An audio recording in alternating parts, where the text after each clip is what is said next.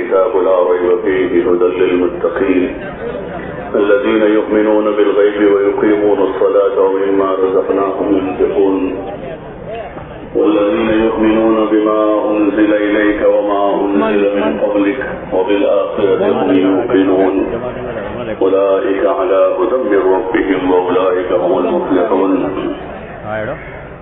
وقال تعالى ومن أحسن قولا ممن دعا إلى الله وعمل صالحا وقال إنني من المسلمين ولا تستوي الحسنة ولا السيئة ادفع بالتي هي أحسن فإذا الذي بينك وبينه عداوة كأنه ولي حميم وما يلقاها إلا الذين صبروا وما يلقاها إلا ذو حظ عظيم. وقال تعالى قل هذه سبيلي أدعو إلى الله على بصيرة أنا ومن اتبعني وسبحان الله وما أنا من المشركين. صدق الله العظيم. بھائی جو حضرات چل پھر رہے ہیں گزارش ہے بیٹھ جائیں اور جو بیٹھے ہیں وہ اپنے آگے دیکھ لیں جو جگہ خالی ہے اس کو ابھی سے پر کر لیں. جتنا طلب کے ساتھ آگے بڑھیں گے اتنا نفع زیادہ ہوگا. اس لیے ہر ساتھی اپنے آگے دیکھ لیں جو جگہ خالی ہے اس کو پر کر لیں. اگر 1 فٹ ہیں تو 1 فٹ آگے آ جائیں اور 10 فٹ ہیں تو 10 فٹ آگے بڑھ جائیں. تشریف لے بڑھ جائے. ماشاءاللہ ماشاءاللہ آ جائیں. پیچھے بھی جو حضرات بیٹھے ہیں آگے آ جائیں. آگے بڑھنے والوں کو اللہ آگے بڑھاتا ہے.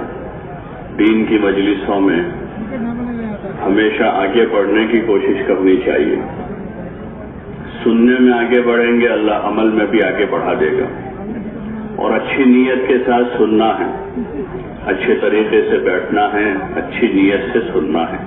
ہر عمل کا دار و مدار نیت پر ہے. سننے کے لیے سنیں گے تو سننا ہو جائے گا اور عمل کے لیے سنیں گے تو اللہ تعالیٰ عمل کی توفیق عطا کرنا دے گا. اور عمل کرتے ہوئے اس کو دوسروں تک پہنچانے کی نیت سے سننا. دین کی بات کا یہ حق ہے کہ اس کو اچھی طریقے سے سنا جائے اور پھر اس پر اچھا عمل کیا جائے اور پھر اس کو اچھی طریقے سے محفوظ کر کے دوسروں تک اس کو پہنچایا جائے تاکہ اور لوگ بھی عمل کرنے والے اور پہنچانے والے کو بھی اللہ تعالیٰ عمل کرنے والے کے برابر اجر دینے کا وعدہ کرتا ہے. حدیث پاک میں آپ علیہ السلام نے فرمایا الدال علی الخیر کفاعلہ کہ خیر کی طرف رہبری کرنے والا بھی کرنے والے کے برابر ہے. یعنی جو آدمی عمل کرے گا اس پہنچانے والے کو بھی اس کے عمل میں حصہ ملے گا. جو اجر اس کو ملے گا اس پہنچانے والے کو بھی اجر ملے گا.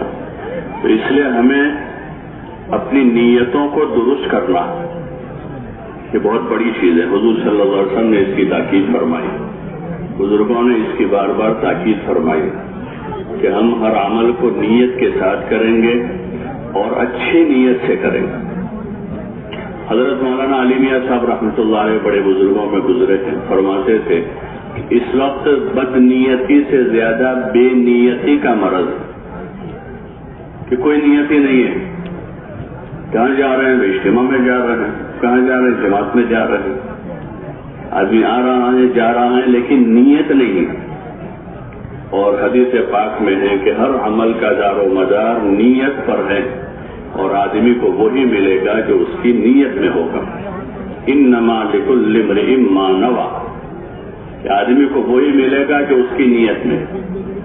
تو اس لیے ہر عمل کے موقع پر ہمیں اچھی نیت بنانی.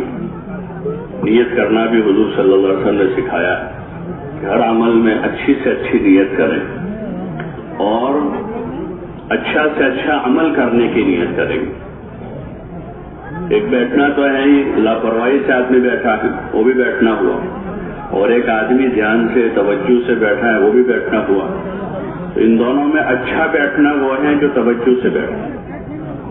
ایک آدمی سن رہا ہے لاپرواہی سے سن رہا ہے اور ایک آدمی توجہ سے سن رہا ہے. سننا دونوں کا ہوا ہے لیکن اچھا سننا اس کا ہوا جس نے توجہ سے سنا, اچھا توجہ سے سنا ہے, اچھی نیت سے سنا ہے. تو اب عمل کی توفیق اللہ ہی کے ہاتھ میں ہے.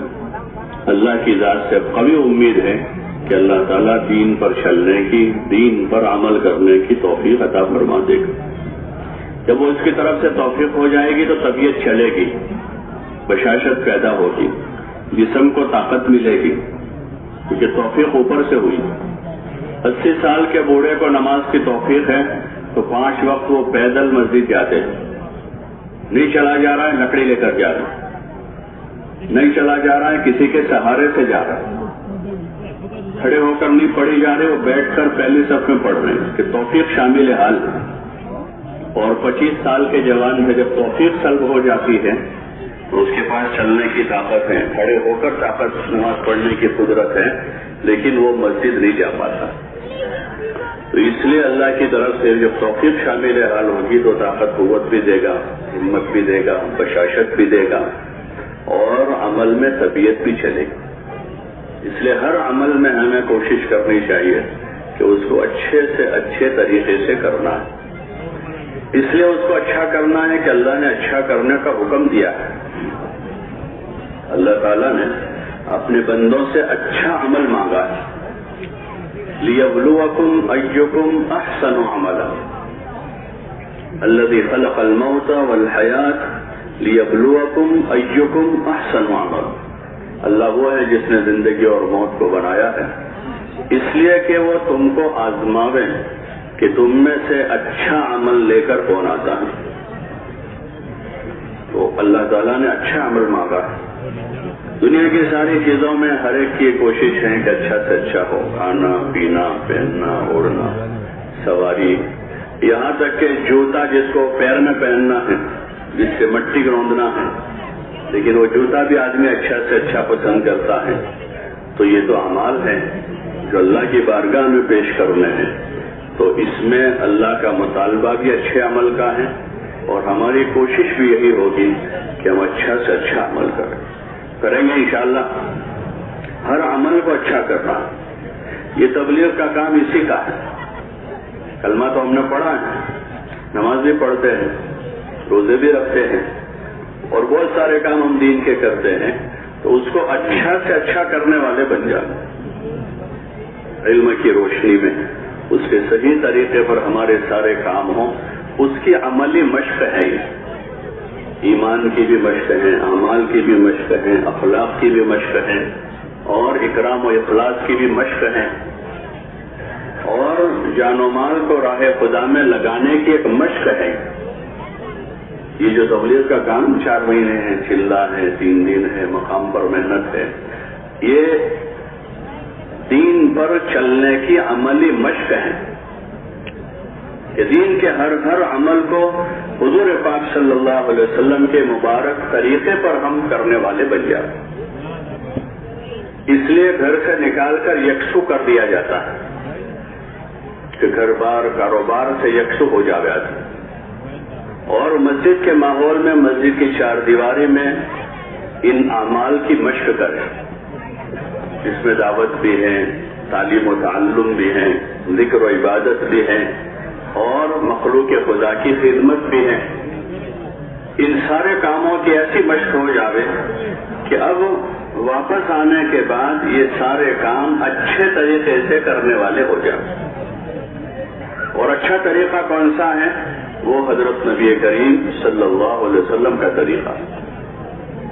اس لیے یہاں قدم قدم پر مشق ہے، قدم قدم پر مشق ہے۔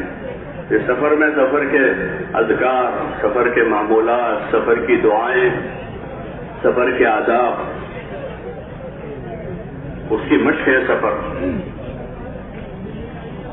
سفر کیسے کرنا ہے؟ سفر کی دعاؤں کے ساتھ کرنا ہے، حسن نیت کے ساتھ کرنا ہے، اس کے آداب کی رعایت کے ساتھ کرنا ہے کہ سفر میں لوگوں کے ساتھ واسطہ پڑتا ہے۔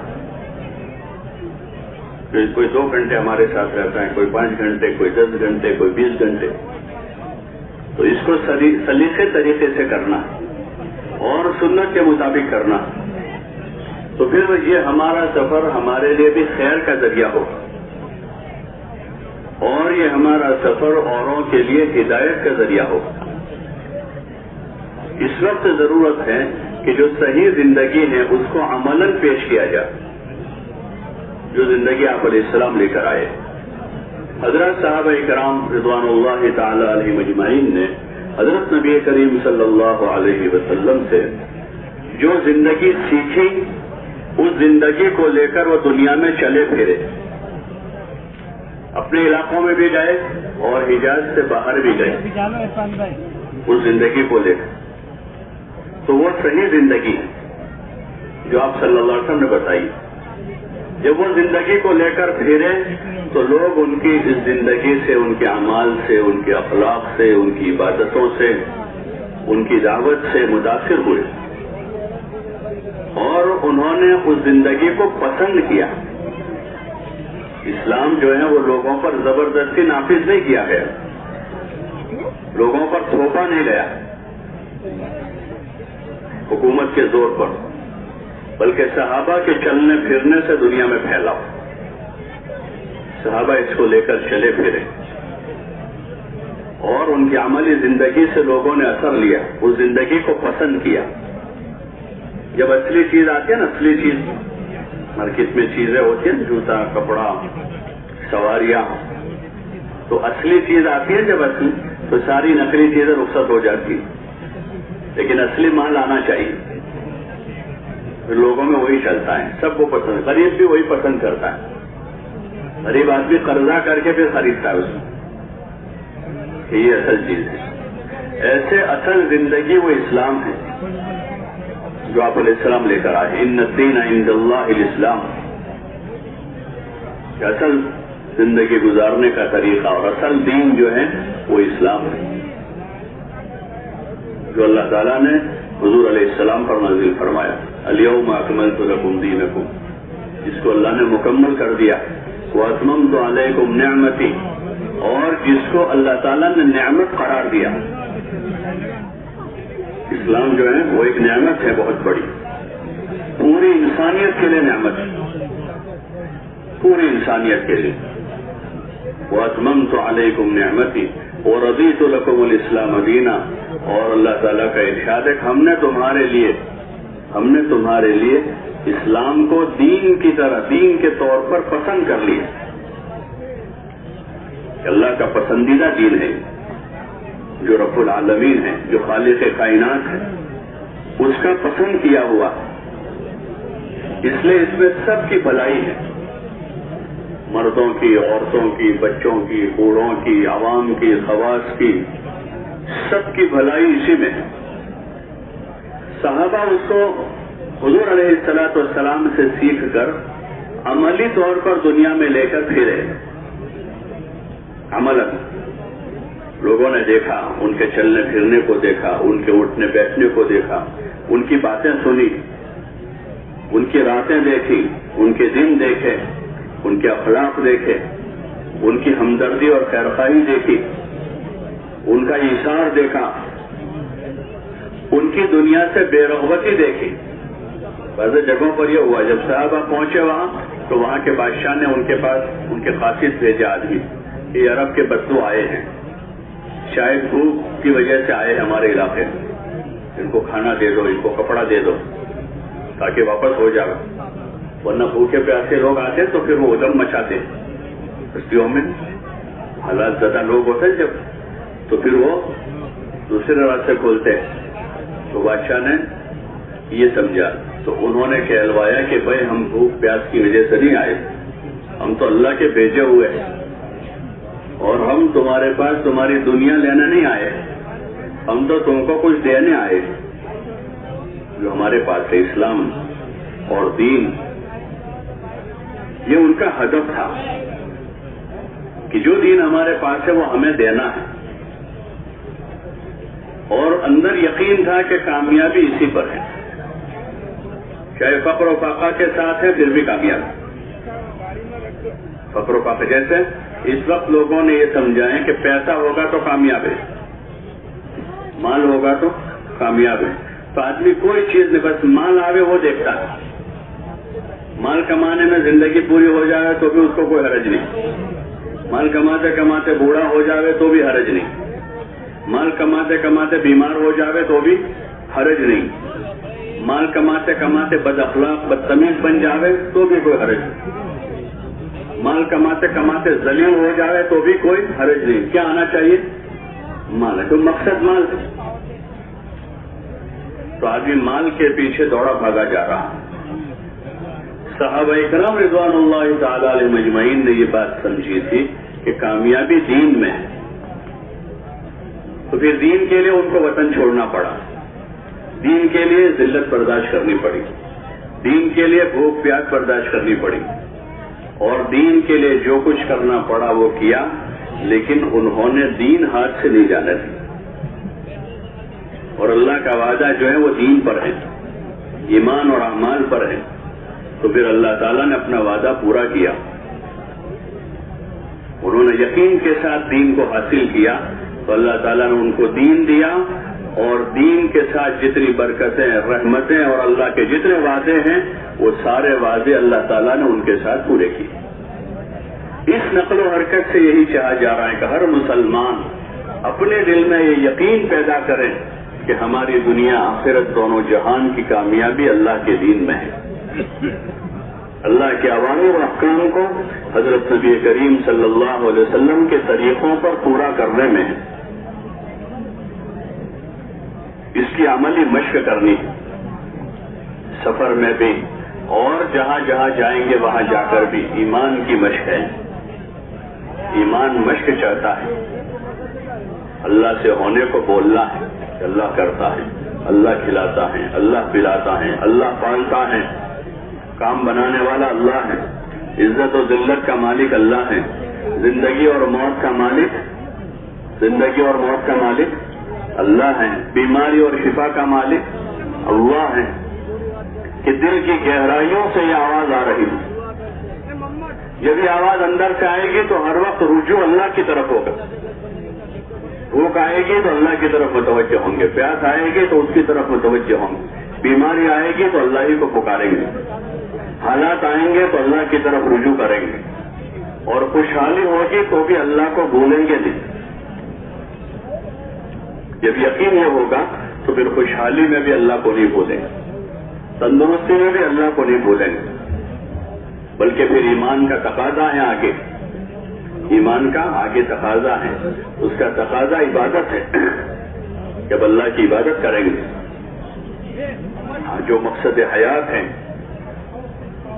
اللہ کی عبادت میں لگیں گے. جو مقصد حیات ہے, جب صبح شام رات دن ہر حال میں کسی نہ کسی عبادت میں ہوں گے, ہر حال میں اٹھتے بیٹھتے سوتے جاگتے چلتے پھرتے, اور اس کے طریقے بتائے ہیں, اس کے طریقے ہیں. اس لیے راہ خدا میں 24 گھنٹے مشق ہیں. فرض نمازوں کے اوقات میں باجماعت فرض نمازیں ادا کرنی ہے. اس وقت دوسرا کوئی کام نہیں, نہ اس وقت تعلیم ہے, نہ اس وقت گشت ہے, نہ اس وقت دعا ہے, نہ ذکر ہے, بلکہ نہ نفل نماز ہے کہ فرض نماز کا وقت ہے. تو باجماعت سارے ساتھی فرض نماز ادا کریں گے, اور پھر مختلف اوقات میں ہر حال میں ہم اللہ کی یاد کے ساتھ ہوں گے, کھاتے پیتے اٹھتے بیٹھتے سوتے جاگتے چلتے پھرتے.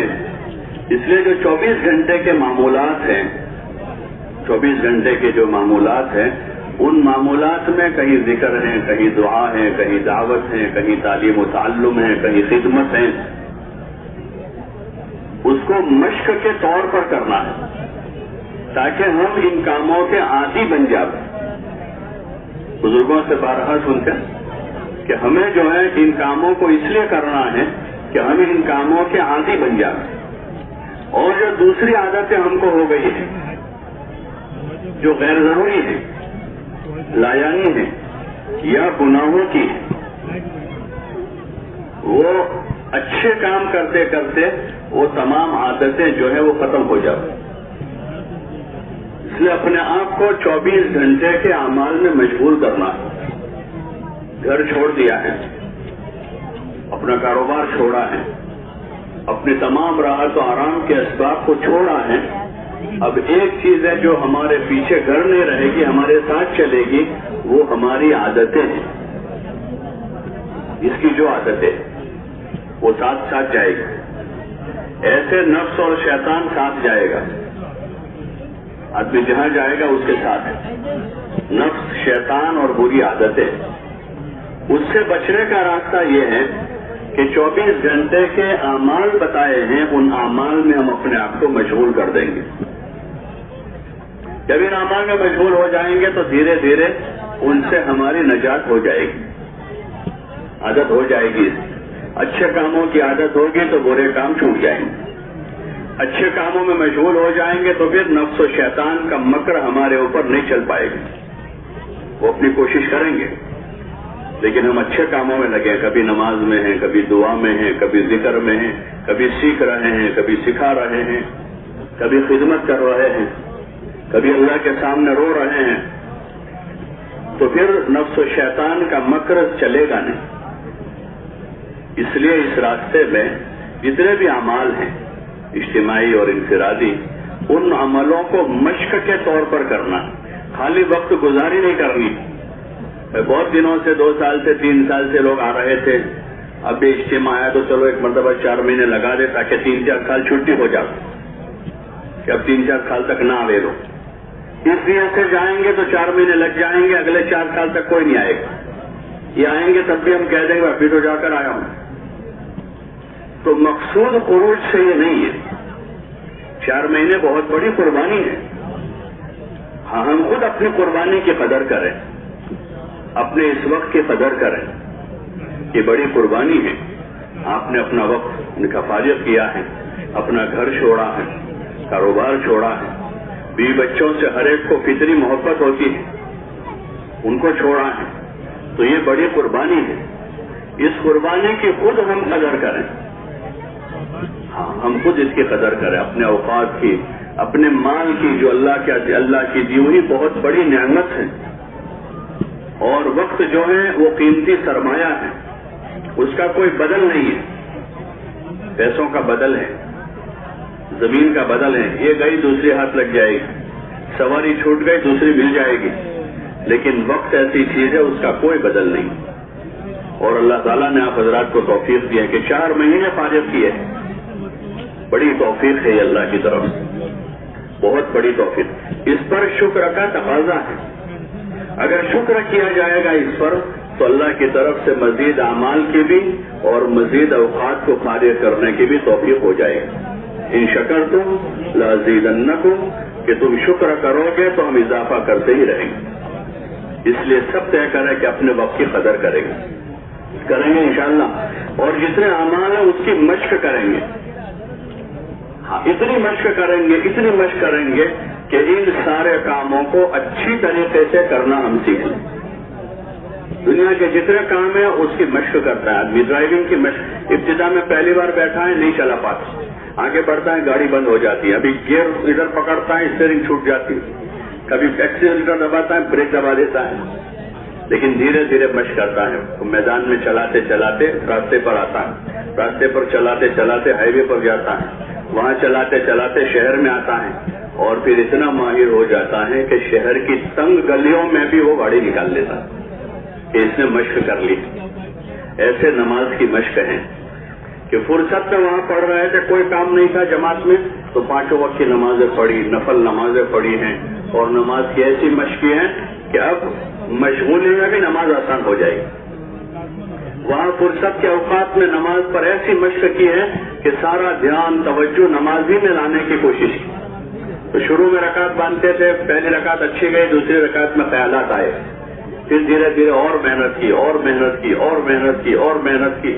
سوئیوں رکعتیں بلکہ ہزاروں رکعتیں پڑھتے پڑھتے پڑھتے نماز کی اچھی مشق ہو جائے گی. جیسے کتنے کلومیٹر گاڑی آدمی چلاتا ہے تب جا کے پکا ڈرائیور بنتا ہے، کتنا آدمی لکھتا ہے تب جا کے اچھی تحریر اس کی ہوتی ہے، کتنا آدمی بچپن سے پڑھتا ہے تب وہ عبارتیں پڑھنا سیکھتا ہے زبان کی. ایسے یہ چیزیں مشق چاہتی ہیں، ایمان بھی، نماز بھی، ذکر بھی، اخلاق بھی. ہمارے ماحول میں عمومی طور پر ہمارے عمومی ماحول میں وہ چیزیں نہیں ہیں کہ ہم اپنی عبادتوں کی مشق کر رہے ہوں، اپنے اعمال اخلاق کو سنوارنے کی مشق کر رہے ہوں. عمومی ماحول میں وہ چیزیں نہیں ہیں، اس لیے یکسو کرنے کے لیے راہ خدا میں بھیجا جاتا ہے کہ وہاں ان کاموں کے لیے آدمی فارغ ہو جائے اور ایسی مشق کر لے، ایسی مشق کر لے کہ اب گھر آنے کے بعد کاروبار کے ساتھ بھی اہتمام والی نماز پڑھ سکے، خشوع و خضوع والی نماز پڑھ سکے۔ گھر آنے کے بعد آدمی کاروبار میں بھی غافل نہ رہے، گھر آنے کے بعد آدمی اپنے بیوی بچوں کے ساتھ بھی بد اخلاق بن کے نہ رہے، بلکہ اخلاق کی اچھی مشق کر کے آئے ہیں تو اپنے گھر والوں کے ساتھ جب آدمی بااخلاق زندگی گزارے، یہ اس کی مشق ہے۔ اس لیے پوری توجہ اور دھیان سے روزانہ نیت بناتے ہوئے اور صبح شام رات دن نیتوں کی تجدید کرتے ہوئے ہر عمل سے پہلے نیت کریں، درمیان میں اپنی نیت کو ٹٹولیں اور عمل کے بعد اپنی نیت کی جانچ کریں کہ کیا نیت تھی، تاکہ اچھی نیت بنانے کے عادی ہو جائیں۔ یہاں تک کہ صرف عبادت میں نہیں، زندگی کے ہر کام میں کوئی نیت کے ساتھ ہمارا کام۔ کسی فقیر کو پیسہ بھی دے رہے ہیں تو کیا نیت ہے ہماری؟ کسی غریب کو زکوٰۃ دے رہے ہیں تو ہماری نیت کیا ہے؟ کسی بھٹکے مسافر کو راستہ بتا رہے ہیں تو ہماری کیا نیت ہے؟ ان سارے کاموں پر علماء نے نیت کا طریقہ بتایا ہے۔ اگر وہ اچھی نیت کے ساتھ ہیں تو وہ سارے کام جو ہے اللہ کی رضا کا ذریعہ ہیں، سارے کام طاعت ہو جائیں گے۔ اور اگر نماز میں بھی نیت درست نہیں ہے تو وہ نماز بھی وبال جان بن جائے گی، کیونکہ نیت ٹھیک نہیں ہے۔ شہادت جیسا عمل ہوا ہے حضور علیہ السلام کے زمانے میں، جس غزوے میں آپ شریک ہیں، لیکن وہ نیت درست نہیں تھی تو وہ عمل مردود ہو گیا۔ تو اس لیے ہر عمل پر نیت کی مشق کرتے ہوئے، عمل کی بھی مشق کرتے ہوئے ان اعمال کو 24 گھنٹے کی زندگی کے جتنے اعمال ہیں، نماز ہے، دعا ہے، ذکر ہے، تلاوت ہے، اور ضروری جو ہمارا دین ہے جس کا سیکھنا ہر آدمی کے ذمہ فرض ہے، جو بنیادی چیزیں ہیں ایمان سے متعلق، اعمال سے متعلق، اخلاق سے متعلق، اپنی معاشرت سے متعلق، اپنی آخرت سے متعلق جو بنیادی ضروری باتیں ہیں، وہ موٹی موٹی باتوں کو سیکھنا سکھانا ہے اور مزید علم کی طلب پیدا کرنی۔ علم تو جتنا سیکھے تھوڑا ہے، جتنا سیکھے تھوڑا ہے۔ آپ علیہ السلام کو اتنا سارا علم دیا گیا اور کہا آپ کو جتنا دیا گیا ہے وہ تھوڑا ہے، اور جتنا آدمی سیکھے وہ تھوڑا ہے۔ مال جتنا کماتا ہے کم پڑتا ہے، جتنا آدمی کماتا جاتا ہے کم ہی پڑتا ہے، اور سب کو سمجھ میں آتا ہے۔ لیکن دین کے امور، عبادت اور اعمال اور علم میں آدمی کو جب تھوڑا حاصل ہو جاتا ہے تو سمجھتا ہے بہت ہو گیا، تھوڑی عبادت ہو جاتی ہے آدمی صاحب بہت کر لیا، تھوڑا سا علم آدمی سیکھ لیتا ہے، کہتا ہے کہ میں سب جانتا ہوں۔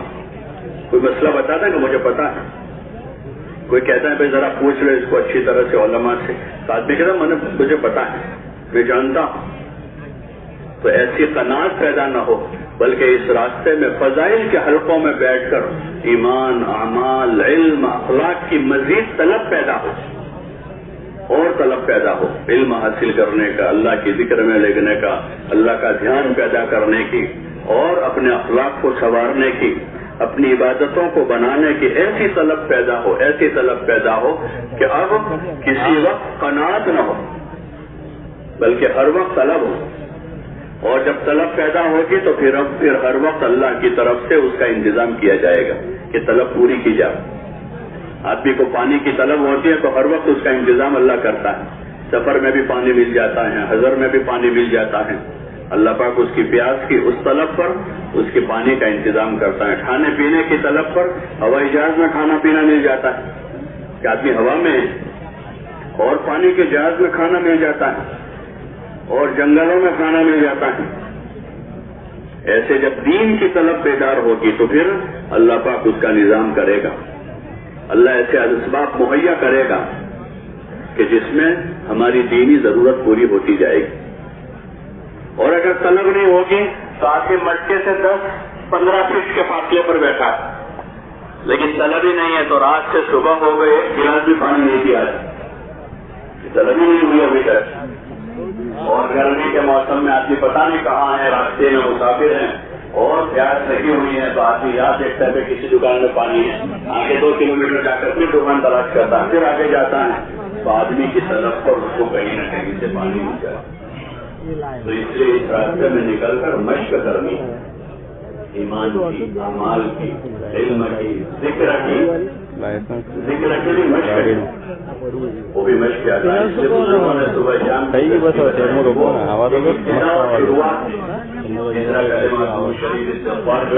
وہاں سے آدمی ابتدا کرے، شروعات کرے، کسی جگہ بیٹھ کر اطمینان سے اپنی تصویر پڑھے، دھیان جما کر پڑھے اور ذکر کرنے کی مشق کرے. دھیان جمانے کی مشق ہے، اس لیے اس کا مانا کے دھیان کے ساتھ اگر تصویر پڑھیں گے تو بہت جلدی دھیان پیدا ہو جائے گا، اور جتنا یکسو ہو کر پڑھیں گے اتنا زیادہ دھیان جمے گا.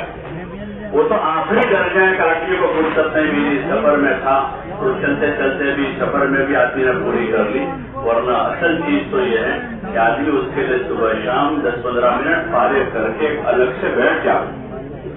جیسے ہم اپنے تقاضوں کے لیے بیٹھتے اس چیزیں کا 5 بار تقاضا ہو تو آدمی 5 مرتبہ جاتا ہے، کھانے کا 3 بار تقاضا ہے تو آدمی 3 مرتبہ بیٹھتا ہے، آرام کا 2 بار تقاضا ہے اور گھنٹوں بھر کا تقاضا ہے. رات میں آدمی 5-6 گھنٹے آرام کرتا ہے، دن میں 1-1.5 گھنٹہ آرام کرتا ہے. تو ایسے اللہ کا دھیان پیدا کرنے کے لیے تھوڑی دیر یکسو ہو جاتا.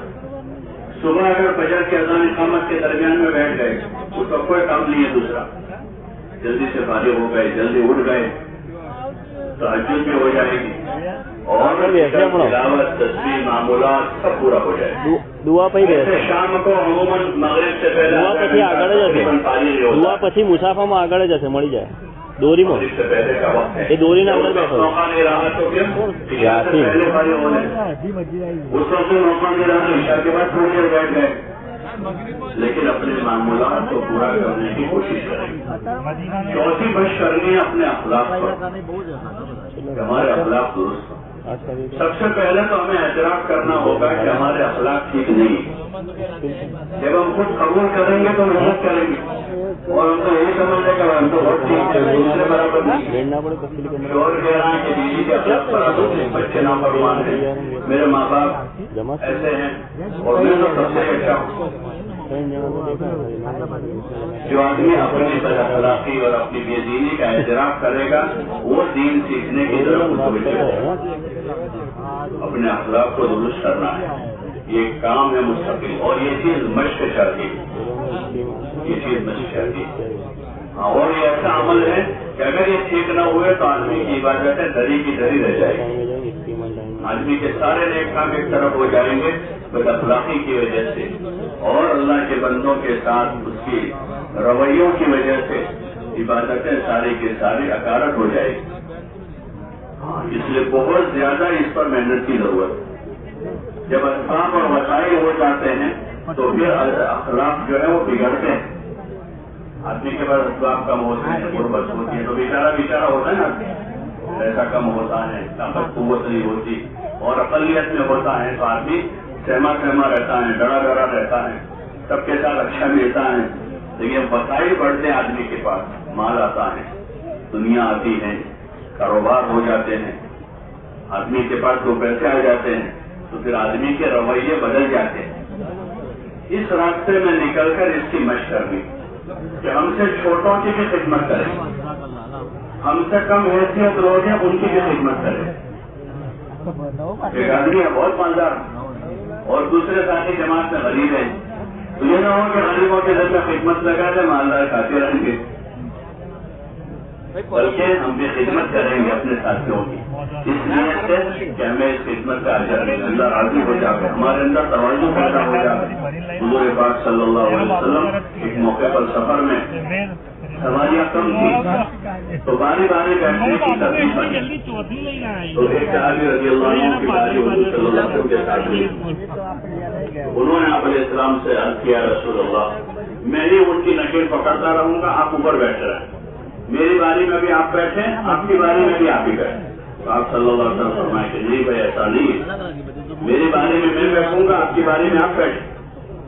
اس لیے کہ اگر آپ اس لیے ایسا کر رہے ہو کہ میں کمزور ہوں تو میں کمزور نہیں ہوں، تم سے زیادہ طاقتور ہوں، اور اگر تم اس لیے ایسا کہہ رہے ہو کہ تم کو ثواب کی ضرورت ہے تو ثواب کی تو مجھے بھی ضرورت ہے، میں بھی ثواب کی محتاج ہوں، مجھے بھی ثواب چاہیے. اور آپ صلی اللہ علیہ وسلم جب ان کی باری آتی تھی تو ان کو بٹھاتے کہ یہ چیز ہے. خدمت جو ہے خدمت وہ اجرت کی چیز نہیں ہے کہ بھائی جس کے پاس پیسہ ہو وہ اجرت پر خدمت کرواتا رہے اور جس کے پاس پیسہ نہیں وہ خدمت کرتا رہے. یہ تو ایک مجبوری ہے، ورنہ ہمارے دین میں تو خدمت کی عبادت ہے.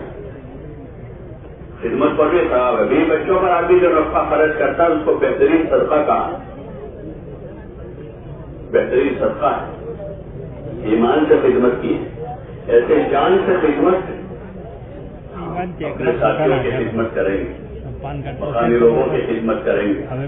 مہمان بن کر جماعت میں نہیں جانا. لائیو فوٹو جو ایک دم مہمان آیا 3 دن تک کچھ کام نہیں کرے گا، کھائے گا پیے گا سوئے گا گھومے گا، تو مہمان بن کر نہیں جا رہے بلکہ دین سیکھنے کے لیے جا رہے ہیں. اور دین کے اعمال میں خدمت بھی، خدمت کرنا بھی سیکھنا ہے.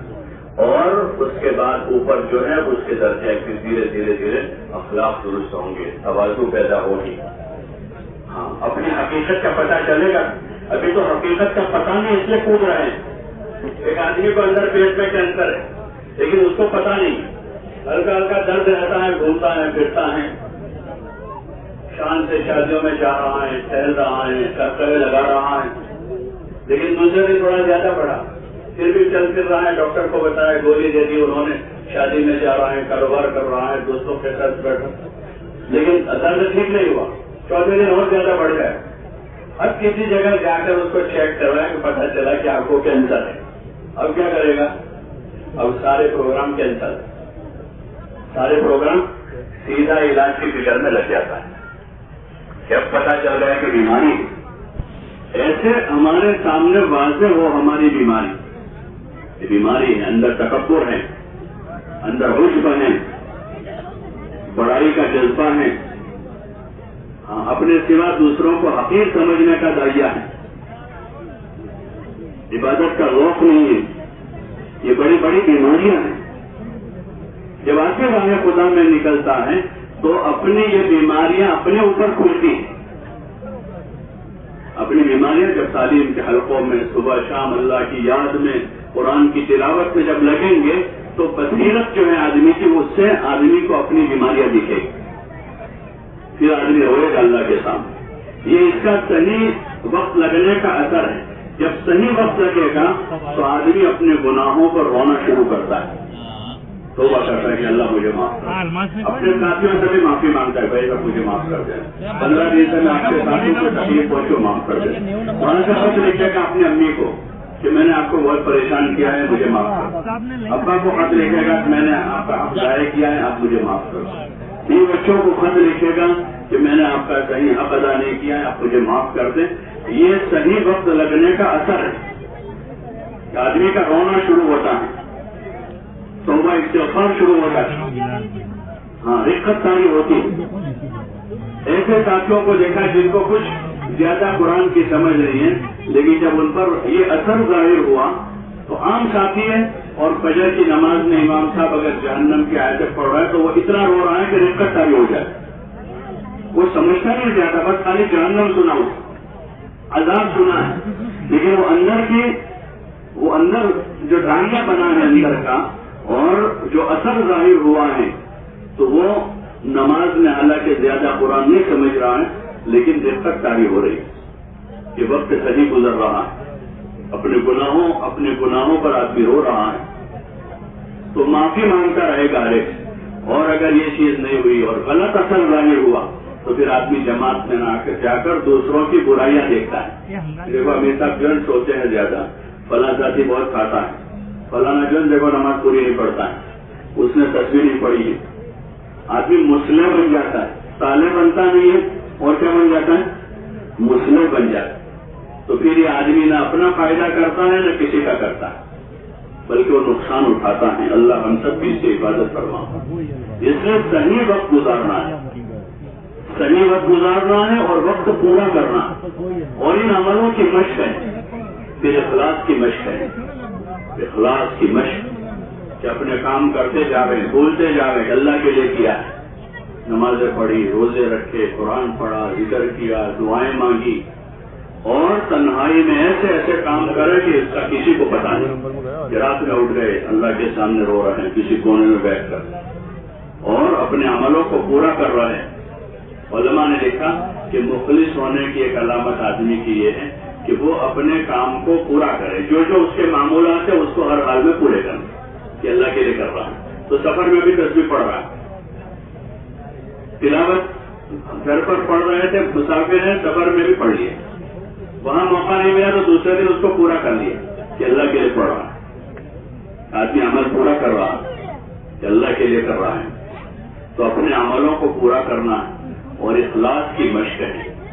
یہ بہت دیر سے آتا ہے، جیسے پھل میں مٹھاس سب سے آخر میں آتا ہے، پھول آتا ہے پھر پھل بنتا ہے، چھوٹا ہوتا ہے بڑا ہوتا ہے پھر بڑا ہوتا ہے پھر بڑا ہوتا ہے، پھر اس کی سائز مکمل ہوتی ہے، پھر سب سے آخری چیز جو اندر جاتی ہے وہ مٹھاس ہوتا ہے پھل میں۔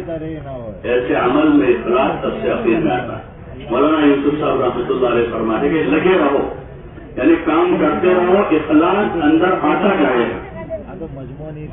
اخلاص پیدا کرنے کا یہ راستہ ہے کہ عمل کرتے رہے، چھوڑیں، طبیعت چلے تب بھی کریں گے، طبیعت نہ چلے تب بھی کریں گے، جی چاہے تب بھی کریں گے اور جی نہ چاہے تب بھی کریں گے، کرتے رہیں گے ان سارے کاموں، روزانہ کے جتنے اعمال ہیں اس کو پورے کریں گے۔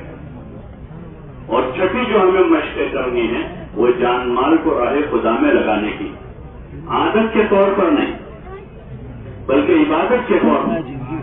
ایک تو عادت کرنے 2 3 4 سال میں 1 4 مہینے لگا دیں گے اور اس میں 10-20 ہزار کا خرچہ کر دیں گے، بلکہ اللہ کی رضا کے خاطر، اللہ کی رضا کے خاطر ہم وقت لگائیں گے۔ ابھی جتنا لگا رہے ہیں اس کو کم سمجھیں گے کہ جو ہمارا لگ رہا ہے یہ تھوڑا ہے، چاہے 4 مہینے جا رہے بھی تھوڑا ہے، جان مال تو اللہ کی پوری کی ہوئی، وہ تو زمانے میں رواج کم ہے اس لیے 4 مہینے زیادہ لگ رہا ہے، ورنہ حضور علیہ السلام کے زمانے میں صحابہ کے قصے سنے ہیں، انہوں نے زندگیاں کھپائی اور اپنا مال ابوبکر رضی اللہ عنہ نے پورا مال لگایا، اور ایسے لوگ ملیں گے جنہوں نے اپنا پورا مال راہ خدا میں لگایا، اس سے کہ پورا اللہ نے کا ہے، ہمارا کیا ہے، ہمارا کچھ نہیں، سب اللہ کا ہے۔ یہ وقت لگا کر جذبہ یہ بنے کہ اور زیادہ ہم اللہ کے نام پر کیسے لگانے والے بنے، سب اللہ کا ہے، جان اللہ کی دی ہوئی ہے، مال اللہ کا دیا ہوا ہے، ہاں ہم اپنی ضرورتوں کو اللہ کا حکم سمجھ کر اس میں سے پورا کریں گے، کھانا کھائیں گے، آرام کریں گے، نکاح کریں گے، بیوی بچوں کے ساتھ رہیں گے، وہ بھی حکم کے طور پر، یہ اللہ کا حکم ہے اس لیے نکاح کر رہے ہیں، اللہ کا حکم ہے اس لیے بچوں کی پرورش کر رہے ہیں، تو پھر جب اللہ کا حکم سمجھ کے کریں گے تو ایسا کریں گے جیسا اللہ کہتا ہے، نکاح اس طرح کریں گے جیسے اللہ کہتا ہے، بچوں کی پرورش ایسی کریں گے جیسے اللہ نے کہی، اگر حکم سمجھ کے کریں گے، اور اگر عادت کے طور پر کریں گے تو پھر اپنی مرضی سے کریں گے۔ تو اس لیے جان و مال کو راہ خدا میں لگانے کی مشقیں ہیں، ان 6 صفتوں پر صبح شام رات دن مشق کرنی ہے، تعلیم کے حلقوں میں بیٹھ کر ان کے فضائل کو سننا ہے۔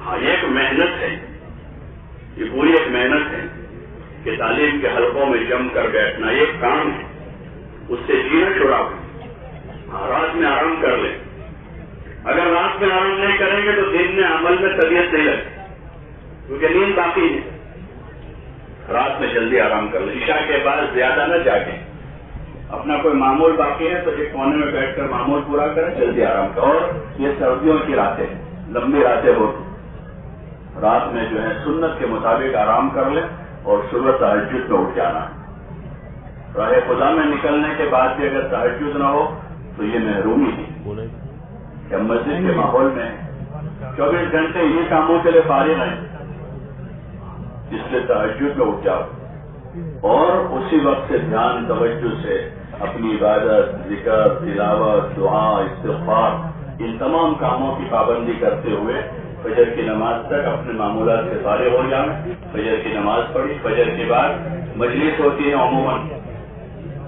اس میں جو ہے مختلف مذاکرے ہوتے ہیں، ایمان اعمال کی بات ہوتی ہے، اور کبھی کوئی جماعت وصول کرنی ہے، نقد جماعت ہے تو اس لائن سے ساتھیوں کو ترغیب دیتے ہیں، کبھی اجتماعی عملوں میں کمی ہے تو اس کی ترغیب دیتے ہیں۔ فجر کے بعد کی مجلس بڑی اہم ہے، اگر وہ مجلس مضبوط ہوئی تو دن اچھا گزرے گا پورا اعمال کی پابندی کے ساتھ. اس لیے اس کو روٹین نہ بنا دے. کام کے کسی بھی عمل کو روٹین نہ بنا, اس کو اہمیت کے ساتھ لینا ہے. ہر عمل کو وقت بھی دینا ہے اور اس کو پورے دھیان کے ساتھ کرنا ہے. جماعت کے ساتھیوں میں سے جو ذرا مناسب بات کر لیتے ایسے ساتھیوں کے ذریعے سے بات کرو. ہمارے یہاں جو مشق ہے وہ انفرادی اوقات میں, انفرادی اوقات میں مشق اچھی طرح ہو جائے. پھر جیسے اعلان کوئی نیا ساتھی اعلان نہیں کر پاتا تو اس کے دل میں اعلان نہ کریں تم کو ہی کرنا کھڑے ہو. انفرادی میں اس کو مشق کروا کہ بھائی آپ جماعت کے 10-12 ساتھیوں کے سامنے کھڑے ہو کر اعلان کرو. نہیں کر پا رہا اس کو بتا بھائی ایسا بولو, ایسا 1 مرتبہ 2 مرتبہ 4 مرتبہ اس نے اب اس کو مجمع کے سامنے اعلان کرو. ایسے جو ہماری مجلسیں ہیں یا تعلیم ہے, ایک نیا آدمی ہے جس کو اچھی طرح پڑھنے کا ملکہ نہیں ہے تو اجتماعی حلقے میں اس کے پاس کتاب نہ پڑھا بلکہ اس کو انفرادی میں کسی کے ساتھ بٹھائے پہ آپ روزانہ 2 حدیثیں ان کو پڑھ کے سناؤ, 2 صفحے ان کو پڑھ کے سناؤ. جب ان کو مشق ہو جائے اب ان کو اجتماعی حلقے میں تعلیم کی ذمہ داری. سیکھنا سکھانا ہے. نہ سیکھا ہوا آدمی کرتا رہے گا تو کیسا ہوگا, صحیح نہیں ہوگا اور نہ وہ سیکھ پائے گا. تو اس میں سیکھنا سکھانا ہے انفرادی اوقات جو مستقل ایک عمل ہے. قرآن کی تصحیح ہے کہ کم از کم اتنی صورتیں جس سے نماز صحیح ہو جائے وہاں سے ابتدا کروانی ہے اور نہ پورے قرآن شریف کی تصحیح کرنی ہے تاکہ اچھے سے تلاوت کر سکے. یہ سب ابتدا اور اس لیے یہاں سے ہیں کہ بھائی یہ سورہ فاتحہ اور چھوٹی چھوٹی چند صورتیں تاکہ ابھی نماز صحیح ہو جائے. پھر دھیرے دھیرے انفرادی اوقات میں وہ ساتھی اپنے پورے قرآن شریف کو صحیح کرنے کی کوشش کریں. صحیح ہو گیا ہے اب دھیرے دھیرے اس میں سے یاد کرنے کی کوشش کریں. 10 صورتیں یاد ہو گئی 20 صورتیں کریں. چھوٹی چھوٹی صورتیں اما پارے جتنی ہو سکے زیادہ سے زیادہ یاد کریں. بہت سارے ایسے ساتھی ملتے جو سناتے ہیں کہ اس سفر میں ہم نے 5 صورتیں یاد کی. ایک جماعت ابھی جا کر آئی, ایک علاقے میں کام کر کے آئی, ان سے کارگزاری پوچھی تو انہوں نے کہا بعض ساتھیوں نے پورا اما پارا یاد کر لیا. اسی جماعت کے ایک ساتھی نے سنا کہ میں نے 3.5 پارے یاد کی اپنے انفرادی اوقات میں. سیکھنا سکھانا بھی یہ وقت اگر ہم نے اس میں نہیں لگایا تو یہ وقت باتوں میں چلا جائے. ایران قرآن کی باتیں ہوگی, لایانی ہوگی, سیر تفریح ہو جائے گی. اس لیے سیکھنا سکھانا اجتماعی جو حلقہ ہیں اس میں تو چونکہ نئے پرانے سب قسم کے ساتھی ہوں گے اس لیے یہی ہدایات ہوتی ہے کہ اس میں سورہ فاتحہ اور 10 صورتوں کی ایک آیت کر کے مشق کریں. ایک آیت کریں. پڑھنا آتا ہے, تجوید ٹھیک نہیں ہے تو تجوید ٹھیک کریں, مخارج کی تصحیح کریں اور ترتیل کے ساتھ جیسا علماء حضرات پڑھتے ہیں نماز میں اس طریقے سے. ایک تو یہ کہ تیزی کے ساتھ پڑھتے جا رہے ہیں اور ایک ترتیل سے جس طرح پڑھنے کا اللہ تعالیٰ نے حکم دیا کہ اس کے مخارج کی صحت کے ساتھ اور اس کے قواعد کے ساتھ آدمی اطمینان سے قرآن شریف کی تلاوت کرے. اس طرح سے اس کو پڑھنے کی مشق جو ہے وہ اجتماعی حلقے میں کرنی ہے. باقی انفرادی اوقات میں جیسے اس موسم میں عشاء کی نماز ہو گئی تقریباً 8 بجے نماز ہو جاتی, کہیں 8:30 بجے ہو گئے. اور 5 سے لے کر صبح شادی تک کا وقت ہمارے پاس. اگر آدھا گھنٹہ اس وقت بیٹھ گئے, جماعت میں کوئی قاری ہے, کوئی حافظ ہے, کوئی عالم ہے, صحیح قرآن پڑھنے ان کے پاس, تو ان کے پاس اچھی تصویر ہو جائے گی.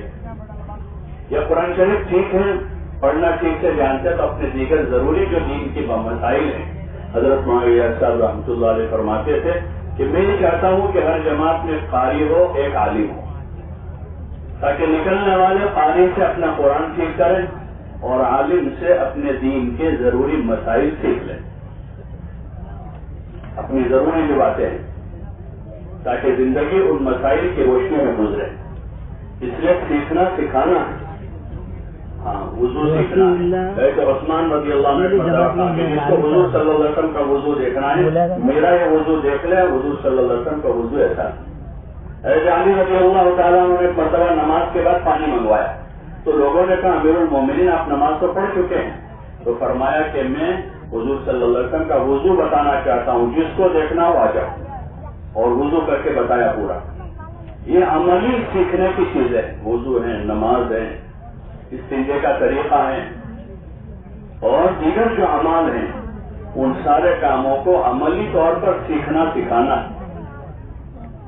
سارے کاموں سلام کرنے کا طریقہ ہے، سلام کا جواب ہے، اذان اقامت ہے اور نماز جنازہ ہے. درجہ بدرجہ دھیرے دھیرے سب سے مقدم فرائض ہے جو چیزیں فرض، پھر اس کے بعد دھیرے دھیرے اور چیزیں بھی، یہاں تک کہ آداب زندگی سے متعلق اور ہر کام کو سنت طریقے پر کیسے کرنا ہے اس کو سیکھنے سکھانے کی عملی مشق کرنی. جو حضرات جماعتوں میں جا رہے ہیں ان کے پاس اس وقت فوراً موقع ہے، اور جو اس وقت تو نہیں جا رہے ہیں تو وہ جانے کا انتظار نہ کریں کہ جب جائیں گے تو سیکھیں گے، بلکہ ابھی سے شروع کر دیں. یہ حضرات تو جائیں گے 24 گھنٹے اسی کام کے فارغ ہیں، اور جو گھر جا رہے ہیں تو اپنے گھر کے ماحول میں رہتے ہوئے اپنے مسجد کے مقامی عملوں کو کرتے ہوئے روزانہ اپنا تھوڑا وقت اپنا دین سیکھنے میں لگانا چاہیے. روزانہ تاجر آدمی ہے، نماز پڑھی ہے، اپنی تجارت کے مسئلے سیکھیں. کاشتکار آدمی ہے، وہ اپنی کاشتکاری سے متعلق مسائل سیکھیں. معاشرت کو تو سب کو روزانہ واسطہ پڑتا ہے، گھریلو زندگی ہے، معاشرت ہے، لوگوں کے ساتھ کے تعلقات ہیں، تو وہ ہمارا بنیادی دین ہے.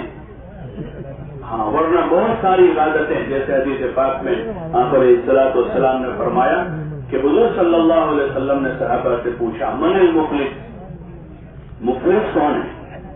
تو صحابہ نے کہا یا رسول اللہ من لا درہم لہ ولا دینار لہ، کہ جس کے پاس درہم و دینار نہیں ہے وہ آدمی مفلس ہے. ظاہری جواب تو یہی ہے. تو آپ صلی اللہ علیہ وسلم نے فرمایا کہ نہیں، میری امت کا مفلس یہ نہیں ہے. میری امت کا مفلس وہ ہے جو قیامت کے دن پہاڑوں کے برابر نیکیاں لے کر آئے گا، پہاڑ کے برابر، لیکن اس نے کسی کا حق دبایا ہے، کسی کا مال دبایا ہے، کسی کی زمین دبائی، کسی کی غیبت کی، کسی کو گالی دی. اس طرح کے حقوق والے اس کے ساتھ آئیں گے وہاں اور ان کا مطالبہ ہوگا اپنے حق کا. تو اللہ تعالیٰ کی طرف سے ارشاد ہوگا کہ اس کی جو نیکیاں ہیں، حسنات ہیں، وہ ان کو دے دیے جائیں. دنیا میں ہوتا ہے کوئی آدمی کسی سے پیسہ مانگتا، پیسہ نہیں ہے اس کے پاس، بھائی اس کی زمین اس کو دے دو، اس کا گھر ہے تو وہ دے دو. حکومت فیصلہ کرتی ہے کہ اس کے پیسے نہیں لیکن زمین ہے تو زمین میں سے ان کو دے دو. ایسے وہاں اور کوئی چیز تو چلے گی نہیں، وہاں نیکیاں چلے گی تو نیکیاں گرا دی جائے گی. تو فرشتے جا کر اس کی نیکیوں میں سے تقسیم کرتے جائیں گے تو نیکیاں ختم ہو جائے گی اور حق والے ابھی باقی رہ جائیں گے.